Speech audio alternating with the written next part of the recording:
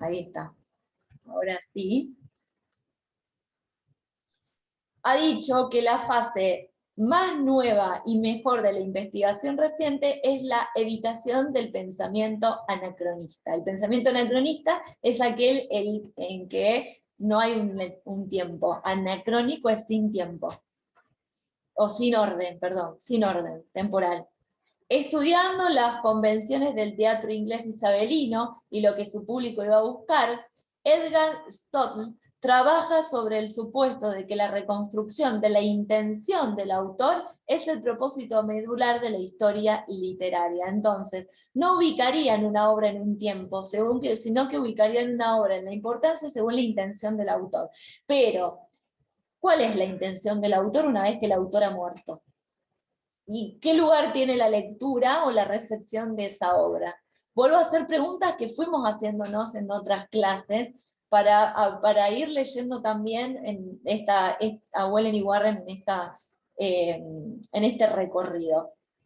Supuesto semejante va implícito en los muchos intentos de estudiar las teorías psicológicas isabelinas, como las doctrinas de los humores cardinales, o las concepciones científicas o pseudocientíficas de los poetas. Rosenbaum-Tubb ha tratado de explicar el origen y sentido de las imágenes metafísicas remitiendo a la educación de la lógica de Petrus Ramos recibida por Don y sus contemporáneos. Todas estas cuestiones muy específicas a nosotros no nos interesan, sino las ideas generales. Como estos estudios no pueden por menos de convencernos de que épocas distintas han tenido concepciones y convenciones críticas distintas, se ha sacado la conclusión de que cada época es una unidad autónoma expresada en su tipo de poesía propio que carece de módulo común con cualquier otra. Lo que quiere decir es que cada movimiento, lo que diría esta teoría es que cada movimiento es un núcleo cerrado en sí mismo y que los autores de ese movimiento no fueron influenciados por nadie, ni influencian a nadie, cosa que es totalmente imposible. Porque la literatura es un diálogo constante de movimientos y de autores de diferentes épocas. No existiría la intertextualidad, por ejemplo. Este modo de ver ha sido expuesto de un modo franco y persuasivo por Frederick Pottle en su obra, Idiom of Poetry, califica su posición de relativismo crítico y habla de profundos cambios de sensibilidad, de una discontinuidad total en la historia de la poesía. Sin exposición es tanto más valiosa cuanto que la una con la aceptación de normas absolutas en ética y en religión. Yo paso rápido porque no es la parte que nos interesa. En su mejor forma, esta concepción de la historia literaria requiere un esfuerzo de imaginación, de endopatía, de profunda conciencia de sentir que una época pasada o con un gusto desaparecido. Se han hecho esfuerzos con buen éxito encaminados a reconstruir el panorama general de la vida, las actitudes y las concepciones, prejuicios y supuestos fundamentales de muchas civilizaciones. Sabemos mucho de la actitud de los griegos ante los dioses, la mujer, los esclavos. Podemos exponer detalladamente la cosmología medieval y no carecemos de ensayos enderezados a poner de manifiesto el modo de ver sumamente distinto, o al menos las tradiciones y convenciones artísticas sumamente distintas que suponen el arte bizantino y el arte chino. Sobre todo en Alemania hay plétora de estudios, muchos de ellos influidos por Spengler, sobre el hombre del gótico o el hombre del barroco, a todos los cuales se les supone netamente separados de nuestro tiempo, viviendo en su mundo propio.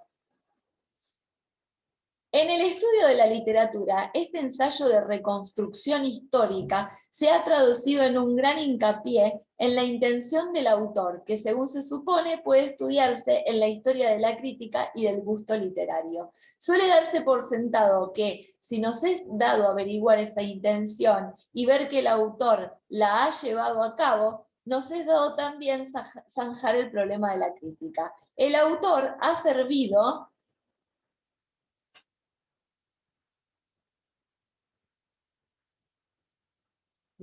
Esperen que quiero verte. Sí, está bien. un propósito contemporáneo y no hay necesidad ni aún posibilidad de seguir haciendo la crítica de su obra. El método conduce pues al reconocimiento de una sola norma crítica, la del éxito contemporáneo.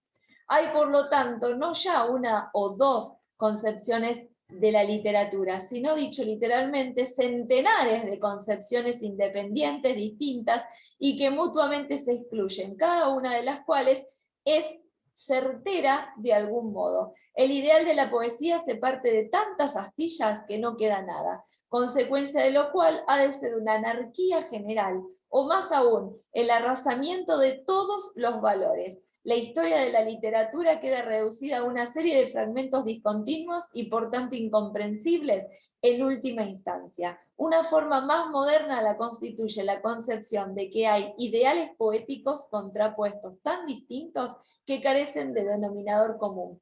El clasicismo y el romanticismo, el ideal de Pope y el de Wordsworth, la poesía declarativa y la poesía alusiva. Acá vamos a dejar, yo total lo marco en la página 52 cuando lo cierro. Lo vamos a retomar la clase que viene. Porque no, una, se nos caen las pelotitas. Dos, se nos cae la pelotita esa, hasta acá llegamos con tanta teoría. Dos, quiero que revisemos esto. Momento número 4, ¿en qué consistía? Quiero que en esta semana en la que ya tienen el ensayo terminado, pongamos en práctica una actividad creativa que tiene que ver un poco con narrar ficciones. Propuesta, a partir de la lectura de estos 3 cuentos cortos, Un hombre sin suerte, Cielo de claraboyas y La fiesta ajena, que son 3 escritoras argentinas, te propongo pensar una historia, es decir, ¿qué vamos a contar? La historia es el qué se cuenta, una historia, es el qué se cuenta. Relatada, el relato es cómo se cuenta, o sea, siempre hay una historia, algo que vamos a contar. Lo importante es cómo la vamos a contar. Eso forma parte del relato. La historia es el qué, el relato es el cómo. Desde la perspectiva de un niño, no de un adulto. Algo un tanto difícil porque hay que pensar como un niño. Los ejemplos de lectura propuestos justamente hacen este ejercicio, el de ponerse como un niño. Presentan a 3 niñas relatando 3 historias que se tornan particulares justamente por ese detalle que las une, la focalización. Voz, perspectiva, la voz y la perspectiva son de niños, algo que hace a la literatura sumamente interesante. Silvina Ocampo, que está acá con Cielo de claraboyas, es la que más hace esto. Casi todos sus cuentos son niños, y son niños un tanto macabros, que es lo que la hacen más interesante todavía. Pueden contar lo que quieran y como quieran. Lo que no pueden hacer es hablar como un adulto. Son niños. Los niños no es que hablen mal, simplemente que no observan como observa un adulto. Piensen cómo observaban ustedes las cosas. Pueden guiarte del siguiente material de apoyo disponible en el Drive. Esto sí ya lo subí. Esto es un material de apoyo muy bueno, está sacado del postítulo de escritura y literatura, de la especialización de escritura y literatura, que habla de narrar ficciones. Algunos pasos para narrar una ficción, que les va a servir a la hora de pensar esta historia. ¿Alguna vez, Milagros, escribiste ficción narrativa, un cuento? No, solamente en primero me tocó escribir un cuento. Bueno, ¿Vane? Sí, hemos escrito. En primero, bueno, el trabajo práctico de práctica de escritura, lectura y oralidad era un cuento que era un trabajo anual y después, bueno, o sea, hablando de la escuela, ¿no? Sí, sí. Después en gramática también hicimos un cuento. La profe nos había dado ese ejercicio con palabras compuestas, había como unas 20 palabras y había que emplearlas todas en un cuento. Después, otro más. O sea que han... Sí, hemos escrito varios cuentos, sí, yo por lo menos los hice. Bien. Yo Y me ahora... encanta eso. Bien, ahora voy a compartir... en pantalla, Cielo de claraboyas, que es el más corto. No me interesa la extensión, puede ser un cuento, un microcuento. El microcuento es aquel que se condensa la mayor, o sea, la historia se condensa en muy pocos párrafos, uno, aunque sea. Por ejemplo, si alguna vez leyeron a Anderson Invers, que es otro escritor argentino que escribe cuentos fantásticos, escribe microrelatos. Puede ser un microcuento, puede ser un cuento un poquito más extenso, no me importa la extensión, lo que me importa es la focalización. Y los 3 ejemplos los van a ayudar. Cielo de claraboyas, Silvino Campo. Presten atención a este cuento que es fabuloso.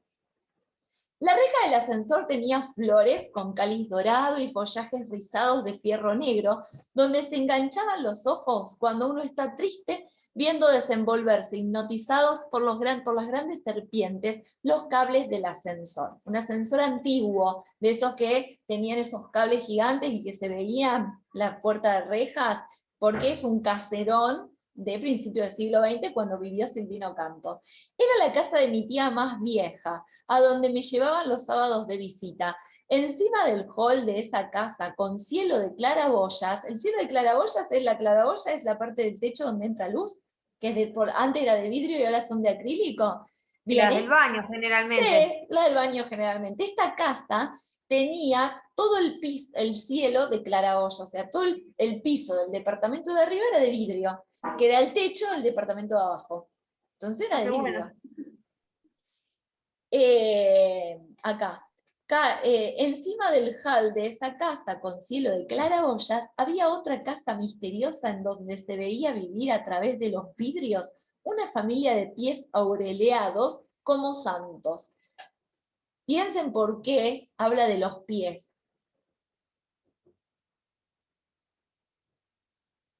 Porque el cielo de claraboyas... se ve abajo. Exacto, porque mira de abajo. Ella miraba los pies de los que estaban arriba. Exacto. Ahí está. Entonces, la posición de la narradora es así. Está mirando para arriba.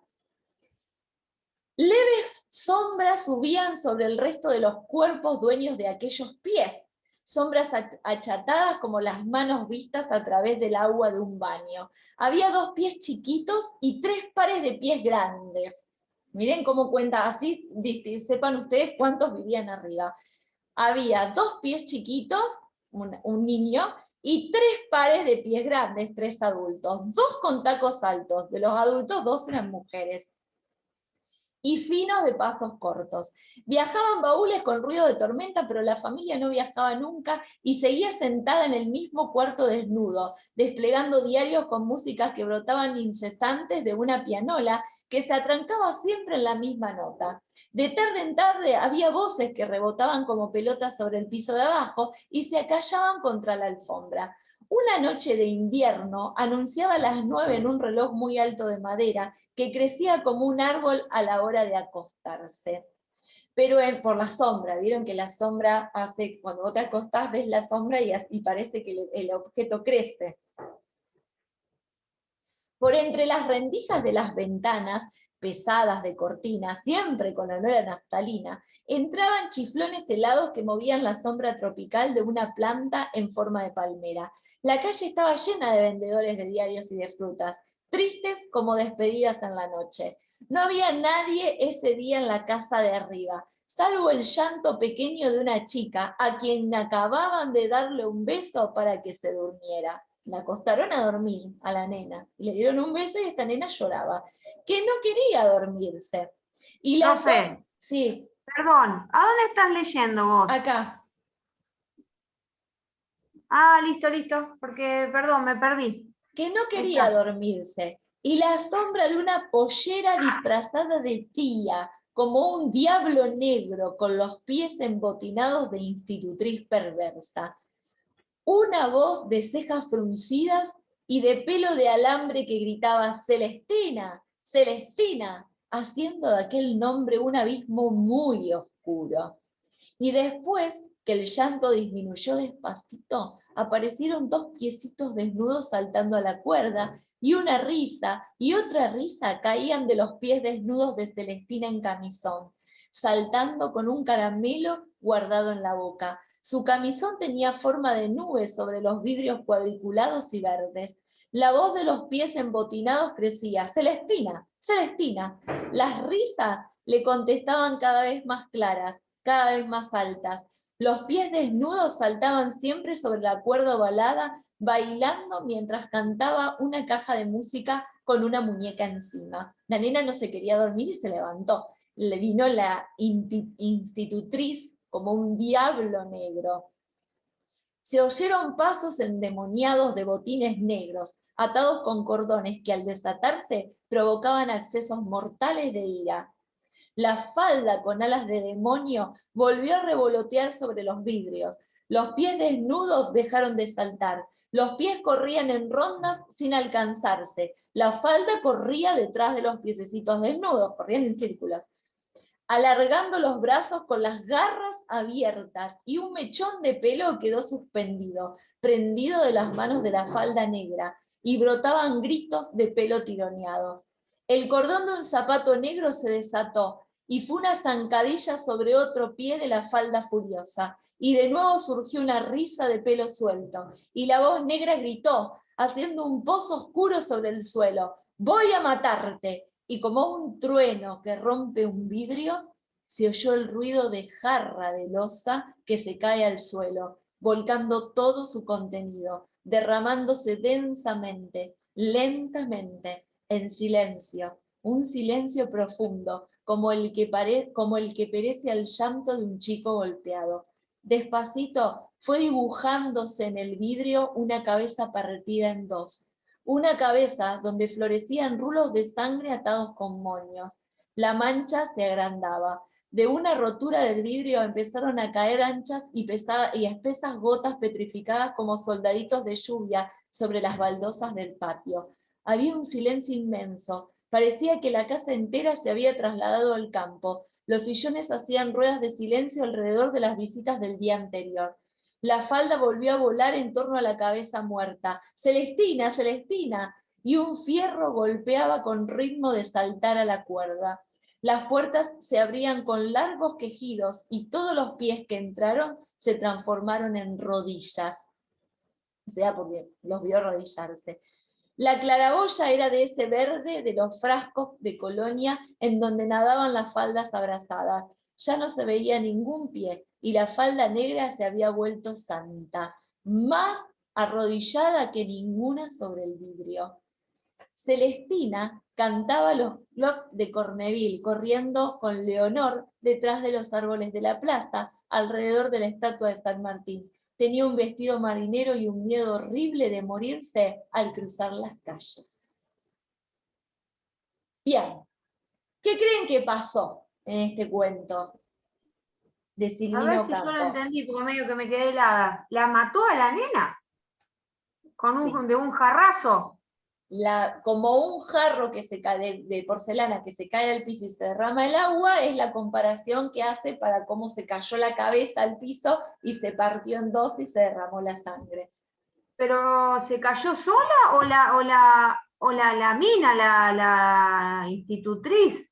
Cuando le dice voy la a falda matar. negra endemoniada, después de que le dice te voy a matar, un cordón se desata y un trastabilleo sobre el otro la tenía agarrada de los pelos, y la nena, Celestina, se cae al piso este de vidrio y se Le parten dos la cabeza. en dos la cabeza. Empieza a gritar y a golpear, entran muchos pies que se convierten en rodillas. Rodillas, porque sí, se quedan arrodillados, Se yo entendí alrededor de la nena. Desaparecen los pies, de los pies y las rodillas, y solo queda una falda que se convierte en santa, más arrodillada que nunca, que había sido justamente la asesina. Y la nena de abajo ve todo lo que había sucedido. Y esta parte acá que cantaba, ¿y esto qué es? Como un recuerdo. Y ese es el final sorprendente que te da Silvino Campo. Cambia el narrador, deja de narrar la niña. Esto tiene un narrador testigo. Hay una niña que desde abajo ve todo lo que pasa en el piso arriba, un asesinato ve. Es el asesinato de Celestina. Ahora, ya te llevo en un ratito. Es el asesinato de Celestina, y de golpe cambia el narrador y cuenta con Celestina, con Leonor, que era su institutriz, jugaban en la plaza y Celestina tenía miedo de morir atropellada por un auto y es la misma institutriz la que la mata. Le rompe la cabeza contra el vidrio, contra el piso de vidrio. Y lo cuenta con la total naturalidad de un niño que no puede medir que está viendo un asesinato. No mide una... Sí, es un cuento para quedarse helado. Como te quedaste así, helado.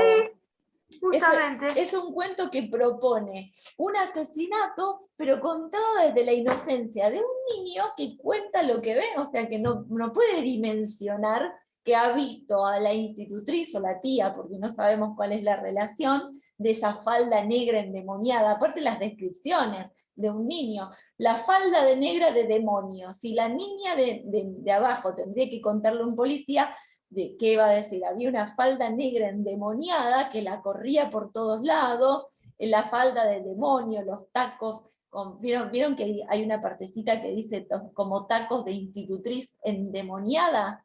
Bien, y ahí que son los pequeños indicios de que algo va a suceder, y que Celestina en realidad no tenía sueño, y jugaba, y le corría alrededor, y la otra la corría atrás, digamos, por detrás. Y la otra gritó, voy a matarte, y le parte la cabeza en dos. Silvino Campo escribe este tipo de relatos así que te dejan, como por ejemplo la araña en el tocado de la novia. Terrible. Ah, ¿es de ella también? Sí. La araña, una niña de 8 años, se llama El vestido de la novia. El vestido de la novia se llama. A ver, ya te lo corroboro, me parece que se llama El vestido de la novia o El tocado de la novia. El tocado de la novia. A ver. No.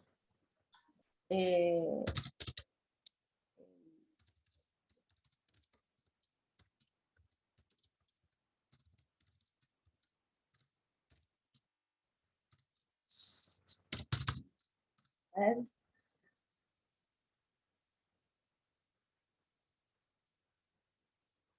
La boda. ¿Cómo se llama?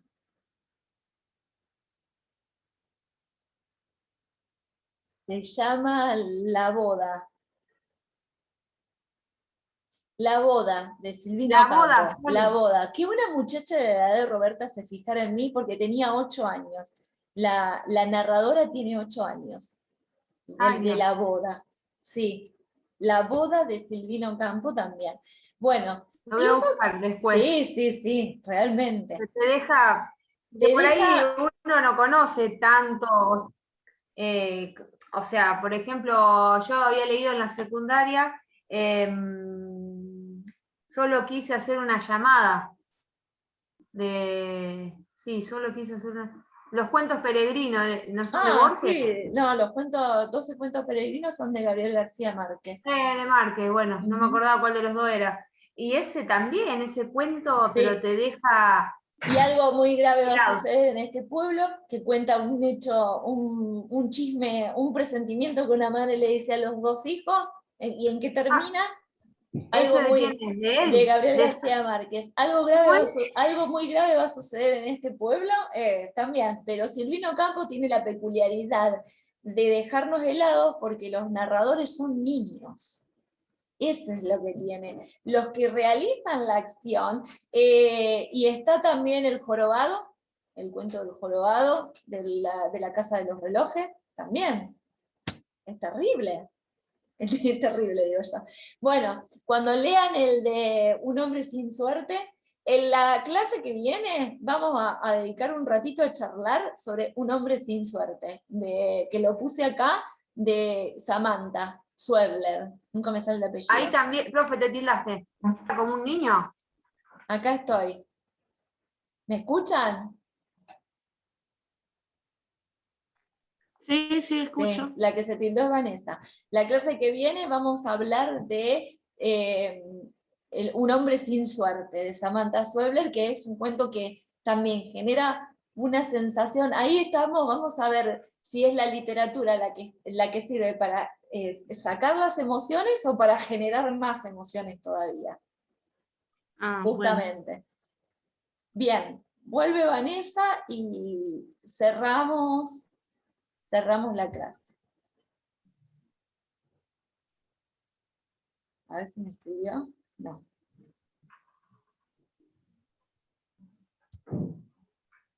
Y a Vivi se le cortó definitivamente porque no le llegó. Sí, anda mal el wifi. Sí, pero no le llegó ni siquiera mi mensaje. Bueno.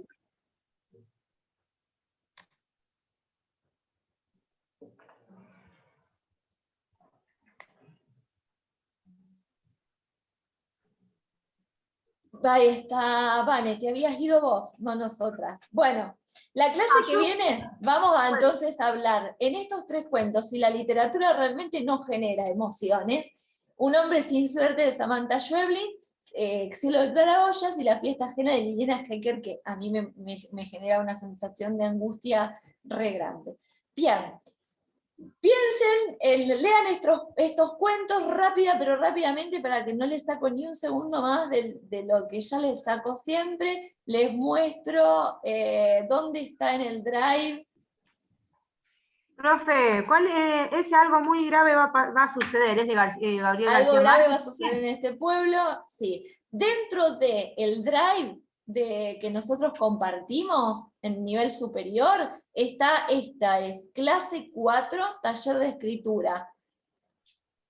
Ustedes lo abren y hay narrar ficciones, se llama, y hay que es la ficción y algunas pautas para la escritura de cuentos ficcionales, que está muy bueno, para que lo tengan en cuenta. Siempre está bueno si se hacen un minutito compartir, copiar enlace, y ahora se los pongo en teoría, pegar, ahí está. Ahí ya se los compartí el enlace en el grupo. Ahí tienen lo de narrar ficciones, que les va a servir también para tenerlo en cuenta y para guardarlo como material, porque está bueno está claro, explicativo para trabajar. Bueno, ¿alguna duda por ahora? No, profe, vos nos pasarías después también el capítulo 4 y 5 de eso que estuvimos. Ya les paso, sí, se los paso al grupo ahora. Cortamos. Cortamos y les paso el capítulo 4 y 5 y el 15 y el 16. Bueno, paso el libro completo. Ustedes después imprimen. Sí. Listo. No, y después, y faltaba ese que te tiene que pasar Genaro para tener toda la bibliografía. Ya me pasó el 9 y el 10, ya también lo subo al grupo. Listo. Los dos. ¿Me perdí de algo? No, hay que hacer No, te estábamos esperando. Hay que hacer ese cuento ficcional. Nada más. Yo te decía, profe, estás tildada, profe. Eras tildaste. Bien, ¿Mili, alguna duda? Bueno. No, hasta ahora. ¿No? Bien, cualquier cosa ya saben, me escriben con paciencia, pero yo les contesto. Yo en algún momento les contesto. Bueno, un placer. Hoy las aburrí un poco más, se nos cayeron algunas pelotitas. Así que bueno, la clase que viene vamos a compartir las producciones. Yo también les voy a compartir, voy a tratar de hacerlo yo también, el ejercicio de escribir como un niño. Así que bueno, buen fin de. Gracias, igualmente. Nos vemos. Igualmente. Adiós. Chao. Adiós.